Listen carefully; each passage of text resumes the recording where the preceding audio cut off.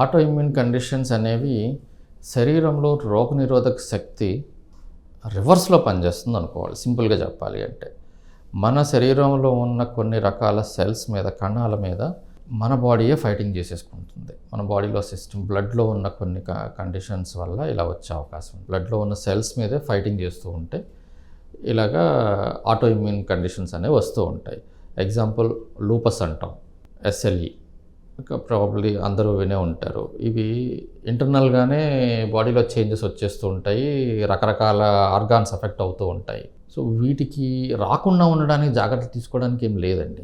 ఇవి most of the time జెనెటిక్గా carry అయిపోతూ ఉంటాయి. చాలామందికి ఎక్స్ప్రెస్ అవ్వు, కొంతమందికి ఎక్స్ప్రెస్ అవుతూ ఉంటాయి. అది వచ్చినప్పుడు దానికి తగ్గట్టుగా అవి చాలా రకాలు ఉన్నాయి. ఒక్కో జబ్బుకి తగ్గట్టుగా దానికి ప్రికాషన్స్ తీసుకుంటూ ఉండడం, మందులు వాడుకుంటూ ఉండడం, రెగ్యులర్గా టెస్టులు చేసుకుని మానిటర్ చేసుకుంటూ ఉండడం అంతే చేయగలం తప్పితే ప్రికాషన్స్ అంటూ ఏం లేవు ప్రస్తుతానికి. మెడ్ప్లస్ లో అదే మెడిసిన్, అదే క్వాలిటీ, మార్కెటింగ్, డిస్ట్రిబ్యూషన్, ఇంకోటి అంటూ వీళ్ళకి అదనపు ఛార్జీలు ఉండవు. అందువల్లే 50 to 80% డిస్కౌంట్ లో మనకు అందిస్తున్నారు.